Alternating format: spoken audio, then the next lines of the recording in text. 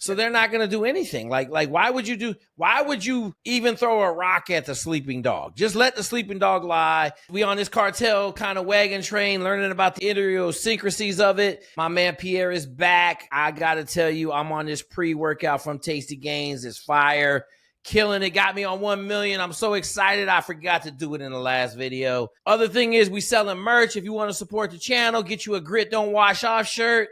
We murdering that, man. The link will be in the comments and in the description. Pierre, I was talking to you offline. I got some incredibly salient information from a couple of my contacts about how the price of drugs in America is going through the roof. And I asked you the question and you gave me some amazing color about why, that nose candy and them little pills are going through the roof in America.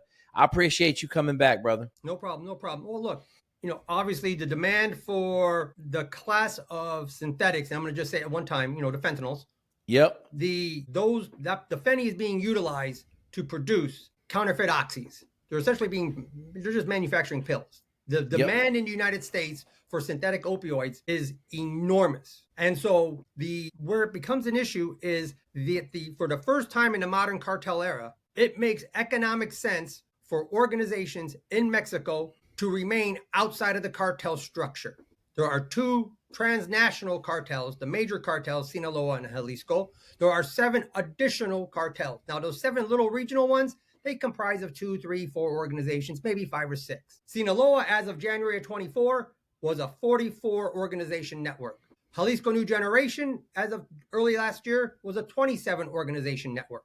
So you've got 71 organizations between the number 1 and number 2 cartels. Last year in Mexico, there were over 450 organizations. The 2 largest cartels in Mexico only capture 15% of the organizations operating on Mexican soil.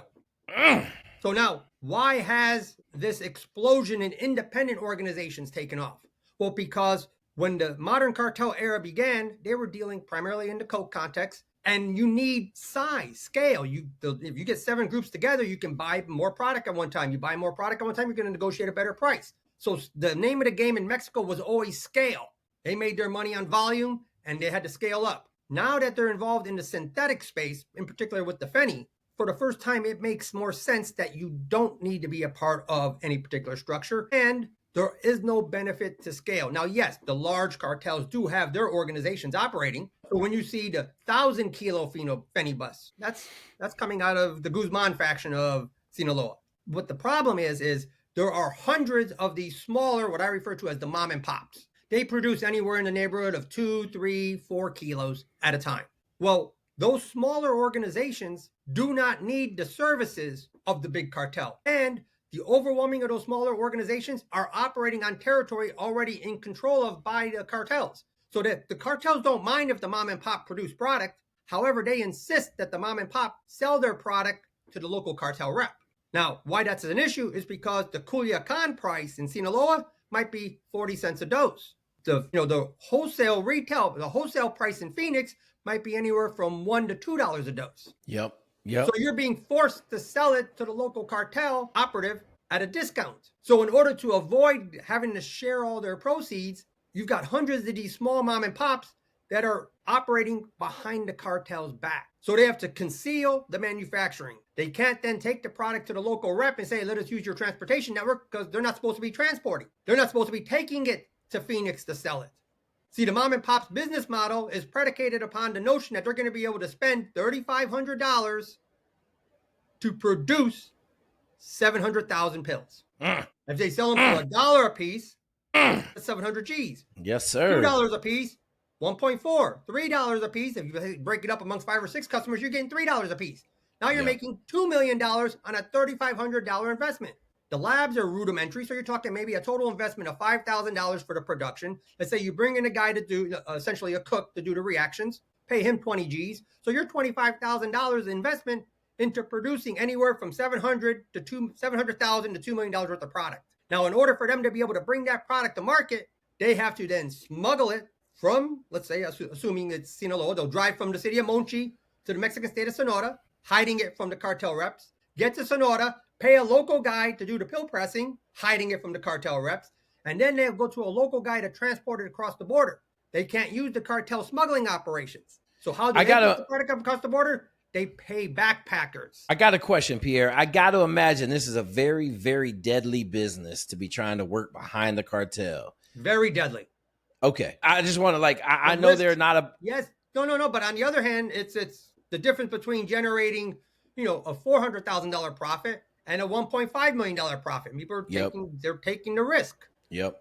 And so, up until 2019, the primary producer of Fenny was the ethnic organized crime groups based in China. China outlawed the production of Fenny and outlawed the production of the precursors. The chemicals that the Mexicans are buying today aren't precursors. They're pre-precursors. They're 100% legal, and they're using those to make the precursors and then synthesize the Fenny, which is why they're buying them so cheap. It's only $3,500 because it's nothing illegal. Gotcha. And so when they bring it to the border, they pay the backpackers, which are essentially high school kids. They'll put 2 kilos in a backpack and run it across the border. Now, these aren't Navy SEALs carrying, 40 kilos in a rucksack. They're just kids running across the border. Well, the overland importation route being utilized by the mom and pops were the backpackers. I was in federal prison for 20 years before I ever met a backpacker. Because prior to Fenny, it just wasn't an economically viable business model. What are you going to carry? 3, 4, 5 keys? You're going to take 5 keys, make $5,000 and risk 10 years in prison? Yep. And you can just pay the cartel to transport your 5 keys. They'll deliver it for you and they insure the load. So nobody would ever use a backpacker prior to Fenny. It's only when the profits now are in 6- and 7-figure returns on a $20,000 investment that it's economically viable. So now, in response to Mr. Trump's threat of imposition of tariffs, the Mexican government is playing a game where they're trying to craft a policy that will appease Trump while doing the absolute minimum they have to do to disrupt the cartel operations. So what they effectively did is put 10,000 troops on the border, shut down the migrants. They did a wonderful job shutting down the migrants. Trump banked that concession. And by putting 10,000 troops on the border, along with the thousands of our troops on the border, the importation routes for the overland importation operations using backpacks have been compromised. Not the cartel operations. So between Sinaloa and Mexicali is a 100 stretch mile of the border in Southern California. That's 3 ports of entry. Sinaloa's got 3 importation cells in Tijuana. They got at least 2 in Tecate and at least 2 in Mexicali. That's 7 importation cells. Their infrastructure, just in that 100-mile stretch, is about a $50 to $100 million investment. They're not using backpackers. So, Pierre, I was talking to a great friend of mine, and he was telling me about how the U.S. border is 80 miles on our side of the fence. And I was like, what do you mean? He's like, they control 80 miles across the whole southern border. Like, they're basically 80 miles inside of our border. And I said, well, what's that mean? He's like, they got everything they need to operate on our side of the border. He's like, sure. Look, you got the 3 importation cells in TJ. One handles subterranean with the tunnels, one overland importation with the trucking companies, another one overland importation with the vehicles with the private hidden compartments.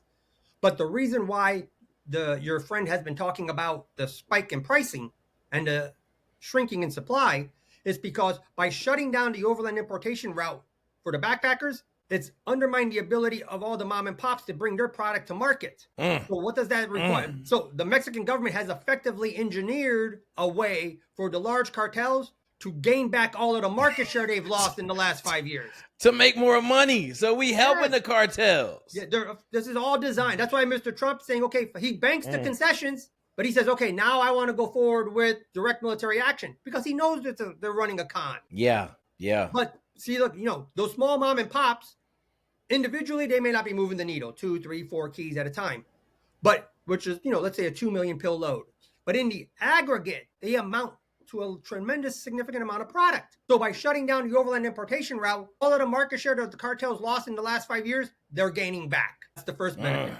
The second benefit is by not being able to take it to market in the United States, they're forced to sell it to the local cartel rep in Mexico. So now the cartels are gaining market share in the United States while having an increase in supply being made available to them in Mexico. And because the cartel reps are buying it from the mom and pops in Mexico, they're getting them at a deep discount, which means when they bring it to the United States, they're experiencing windfall profits. They've never made more money than they're making now. Man, it's funny because when you talk about geopolitical stuff, you always got to talk about third and fourth order effects, right? We're playing 5D chess. We're not playing checkers, right?